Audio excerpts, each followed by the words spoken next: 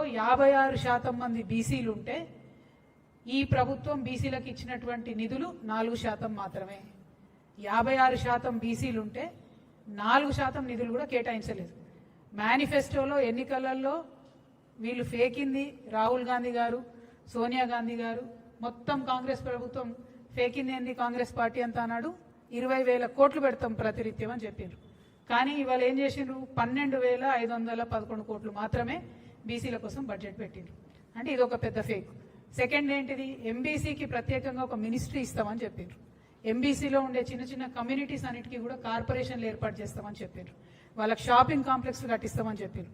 ఎక్కడా కూడా ఆ దిశగా ఒక ముందడుగు వేయడం కానీ, మరి వృత్తి పనులన్నీ కూడా గ్లోబలైజేషన్లో పోతున్నాయి కాబట్టి వాటిని ఆదుకోవాలనే ఆలోచన కానీ ఎక్కడా కూడా లేదు.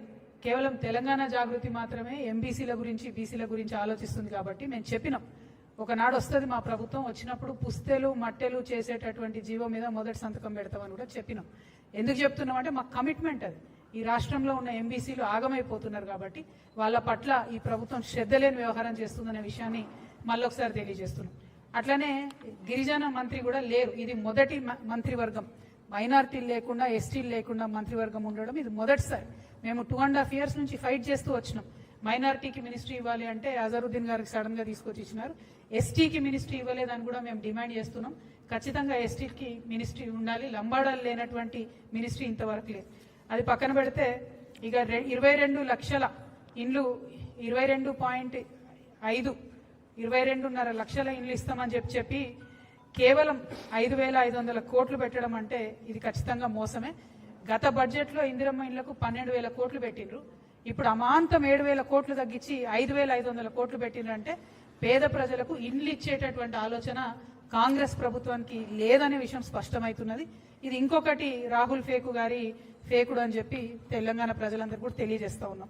At the same time minority budget అయితే సేమ్ అసలు ఏమీ మార్పు లేదు, ఏమీ లేదు.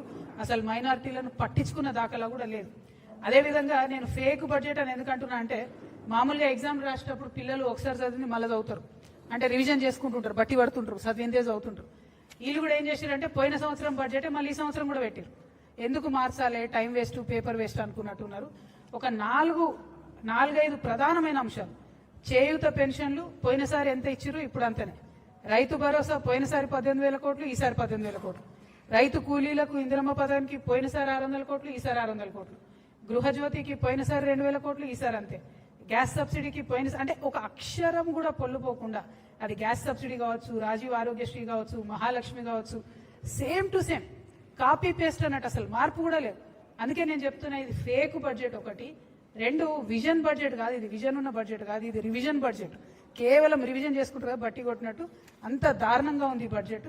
అదేవిధంగా మరి ముఖ్యమంత్రి గారు మొన్న 2.5 గంటలు మాట్లాడిండ్రు అసెంబ్లీలో.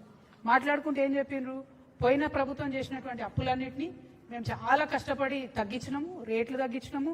కేంద్ర ప్రభుత్వం మాకు 20,000 కోట్లను డెట్ రీస్ట్రక్చర్ చేసుకోవడానికి అవకాశం ఇచ్చిందని చెప్పి 2.5 hours ఆయన ఏకపాత్రాభినయం చేసి చెప్పారు. మరి చెప్తే ఇక్కడ ఒక సూటి